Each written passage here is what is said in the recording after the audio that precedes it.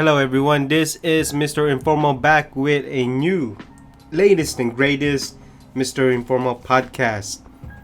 It is I, Mr. Informal, giving you the latest and greatest podcast. We are on the 120, yes, 120 Mr. Informal podcast. 4 topics for today. But first, don't forget to add me on Instagram, MISTERINFORMAL. And then check out my website. I got some cool stuff there. Got some new items in there that you should check out and maybe purchase. So check that out. That's MRINFORMAL.com. So these are the 4 topics for the Mr. Informal podcast. Amazon malls. Number 2, airline cargoes. Number 3, Uber employees. That's going to be interesting. They're having battles right now.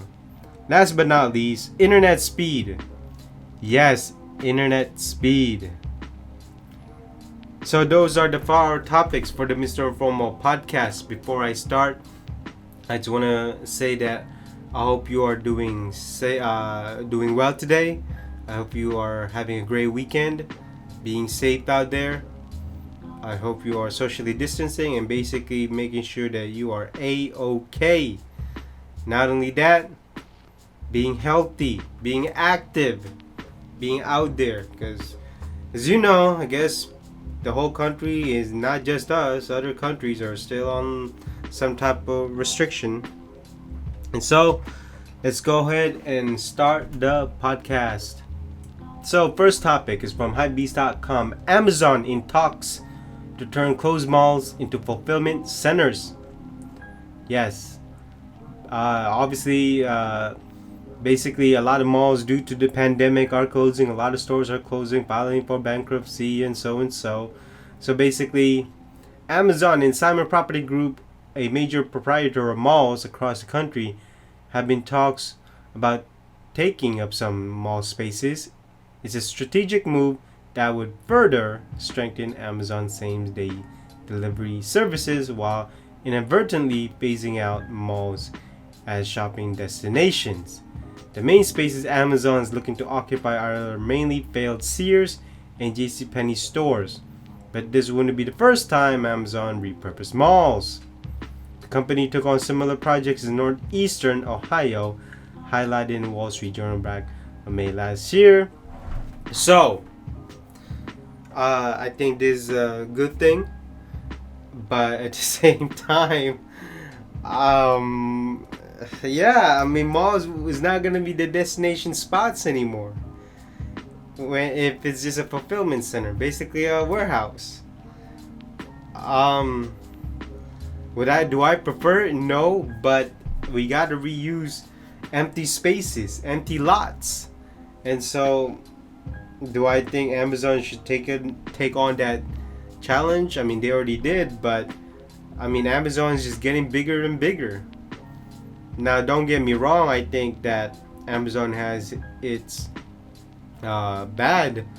You got the good, the bad, the ugly, and so and so. And by repurposing malls, especially the malls are just closed down. All malls are just closed down. Then yeah, I think they should. I mean. Think about it. When you have a lot of employees there, I mean, the malls might end up coming back again. What if they have some kind of recreation centers in the mall? The Amazon decides to, and what if other stores suddenly come back again? I mean, it might be the destination spots again. They're only taking over based on the report, the Sears and JCPenney spaces, which is pretty big, probably 2 or 3 stories. Some mall, JCPenney's 2-story, but I've seen 3 stories, so and so. And it is quite interesting that they are doing this.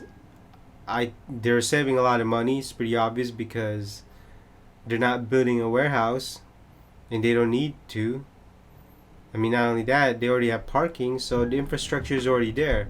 But in the long run, they don't own the building, unlike certain spots that they already own, that they probably already build.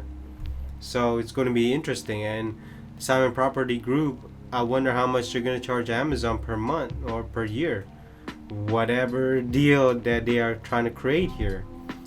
And it is very logical, okay? Because the infrastructure is already there. You want to use empty spaces that are not being used. I mean, it's just gonna be closed, I guess. But what about the current stores that are already there?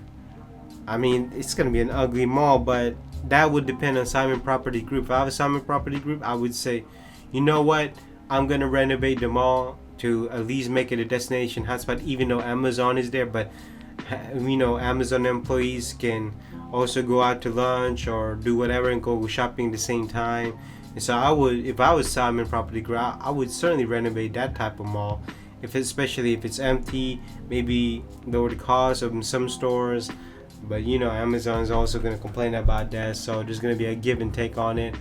But again, if I was Simon Property Group, I would try to renovate it to at least have the employees have some type of benefit that working there. It's not just about Amazon, but what about other things that they could benefit from? So it's going to be interesting how this going to go. So on to number 2, again, hypebeast.com. China virus is already reshaping the global airline industry. As airline turns to a cargo to main profits, travel may become increasing luxury. What? Okay. So, in the latest quarterly report, Korean Air revealed profits despite commercial travel in April falling 95% below the levels seen during the same time last year due to the China virus. And so, from April to June, the carrier cut its commercial flights to strengthen its routes and operation for the shipping of goods around the world, pushing cargo sales by 95%. In turning to focus to its cargo shipment business, Korean Air has taken advantage of falling fuel prices and the strong demand for medical supplies, fresh fruit, and seafood coming out of Korea. Korean Air also utilized the country's strong tech exports to lead its against all odds rally. The quarter saw the carrier strengthen its cargo networks from Vietnam for devices and components made by Samsung and LG, and expand partnership with memory chips leader SK Hynix. Wow, okay, so this is good. Hopefully Korean Air is not the only airlines doing this. I'm sure other airlines doing this, but at the same time, you have to maintain profit, and so I don't blame them for this. Obviously, the stewardess, the pilots, the actually passengers flights are taking a hit. Certainly not a lot of people are flying, but at the same time, for them to make more to maintain that profit or actually have the profit that they want, they're turning their passenger flights into cargo ships. Well, with that is pretty good. That is a smart business move, and I don't blame them for that. And it's interesting that they are also using this to transport goods. They're also taking it because they have parts from Vietnam and they're shipping it to Korea, and then in Korea they probably build it or design it, however, and they ship it to another country. Not only that, they are taking advantage of the falling gas prices, which is pretty good, because you want to take advantage of that while this is happening, because as gas prices goes down, your operation also goes down too, and you're also creating a profit. Yes, creating profit, and you're actually using the planes. Yes, planes, not just parking in the tarmac or just sitting there not doing anything. So I'm actually glad that they are doing this, and again, hopefully they are not just sitting around doing nothing. And it is interesting that passenger flights, actually cargo planes, are being used more now than passenger flights. And then another paragraph in the article says airlines will still financially fragile in 2021. Passengers' revenues will be more than 1/3 smaller than in 2019. The cut in losses will come from reopened borders, leading to increased volumes of travelers, strong cargo operations, and comparatively low prices will also give the industry a boost. So the outlook of passenger flights is low, but the outlook on cargo planes is certainly high. And don't forget about the holidays are coming. So September is coming. Once September done, boom, going straight to holidays. Wow, this year is just going by so fast. Can't believe it. But yeah, so hopefully these passenger planes are also being used as the cargo planes, and hopefully other companies are using it to also make and generate profits. On to topic number 3. Bloomberg business. Uber, Lyft win delay on converting drivers to employees. So basically, California is making a law that they want to have these Ubers and Lyft, these ride sharing businesses to have their drivers to be considered as employees instead of contractors. And Uber and Lyft are making threats to California, saying if they pass that, then we're not going to do business in California anymore, which is quite a threat and could take precedence. So, article says hours before Lyft and Uber were planning to suspend services in their home state of California, a storied court order gave them a reprieve. On Thursday, a state appeals court ruled that the companies can keep operating as normal while challenging a judge order to comply with the state labor law. The law, in effect since January, mandates that the companies treat their workers in California as employees, a requirement that would upend the company's business model. Wow. So basically, Lyft has said that it was planning to suspend California servicing starting at midnight on Thursday, this past Thursday, which was when the court ruling required the companies to comply with the law. It was set to take effect. Uber also threatened to stop services on Thursday night. So Lyft shares also closed New York. Does nothing basically.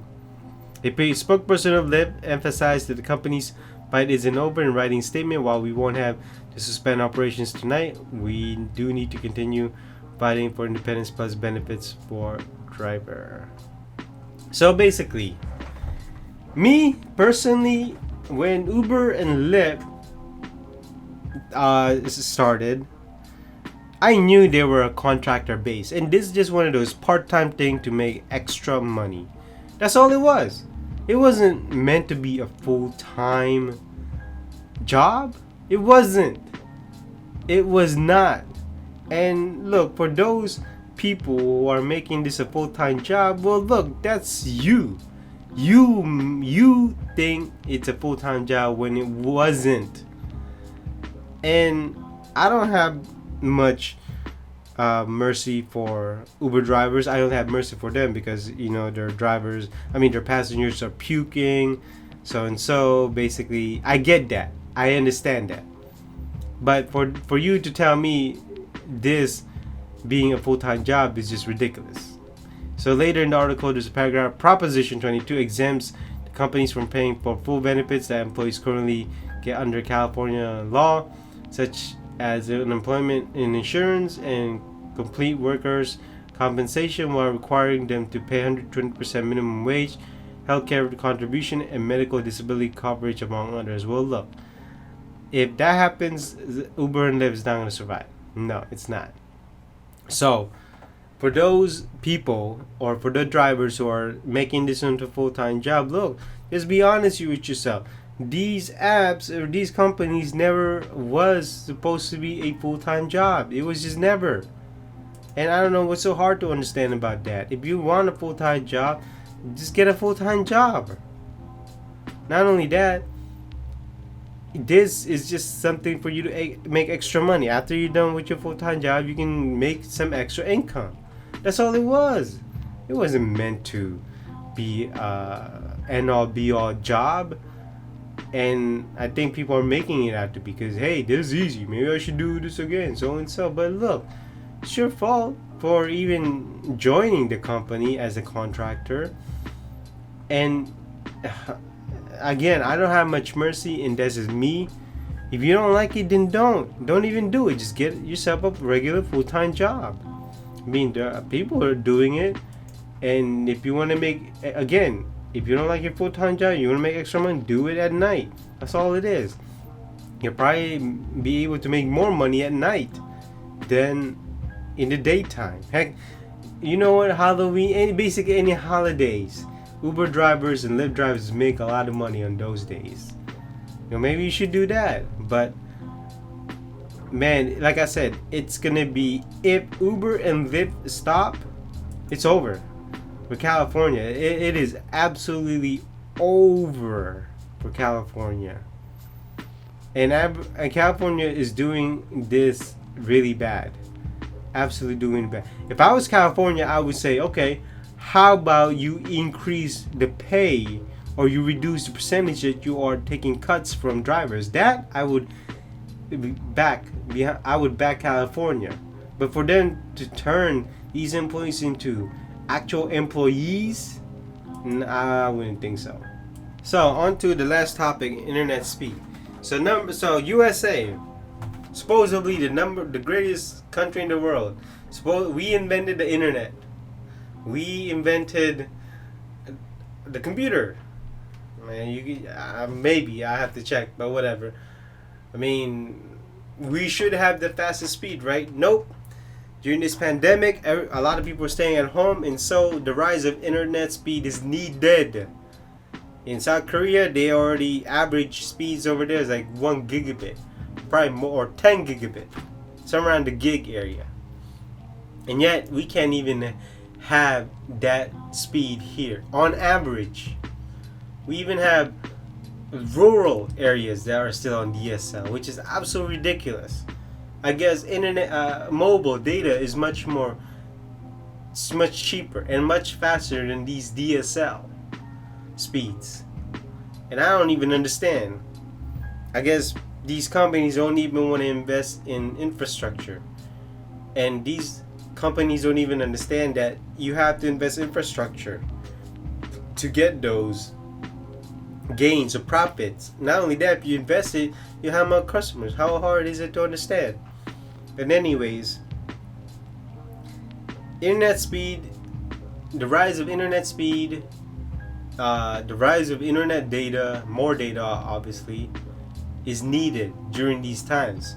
Again, more people are staying at home. You already know Facebook basically having their employees work from home till 2021. It's probably the same with Google, probably the same with Snapchat or some other tech firms. And a lot of companies are doing it. They're also doing kind of webcam style, virtual interviews, virtual meetings, so on. So you gotta have cameras, and you gotta have the speed for clarity, for speed, and certainly for connection, dependable connection. So it's gonna be interesting.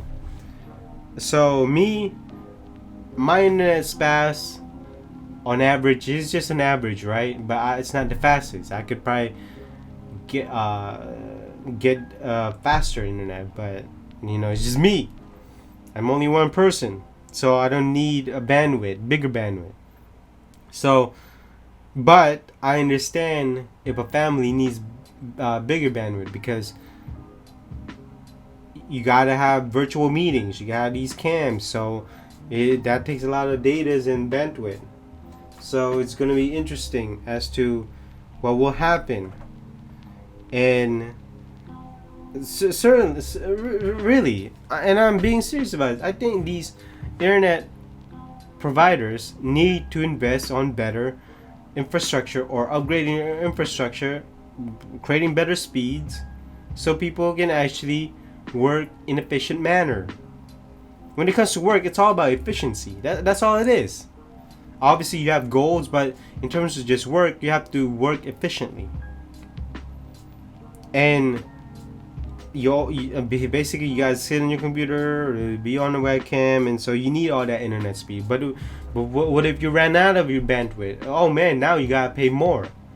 So now these companies are not even doing it. They're not. I don't think they're even bothering. And it's such a shame that I shouldn't say third world country, but other countries in the world that have a faster internet speed than USA. Now you may say, well, that's only one country, while the US have 50 states, and there's certain lobbies on it. Yeah, okay, fine, but it doesn't matter. Internet speed, internet speed. You know, if a company wants to survive in this market, people are gonna go to another company if they don't see the benefits of the internet speed. You know, money talks. And so, look, in conclusion, in this pandemic, it shows us that we're gonna need the internet much, much more, because we are staying at home. We're having all these talks within our work. Obviously, we need faster internet speed, bigger data, and so and so. And so, don't be surprised if the internet suddenly is much, much more wider and much more accessible, especially in the rural area of the USA. And so that basically concludes this 120 Mr. Informal podcast. I am Mr. Informal. Don't forget to add me on Instagram, MISCERINFORMAL, and check out my website, MRINFORMAL.com. And so, don't forget to be safe, be well, be healthy, always be healthy. Again, look out for yourself, and especially look out for your family if you have one. And always look out for yourself. Make sure you are okay. So I will see you in the next podcast. Bye bye.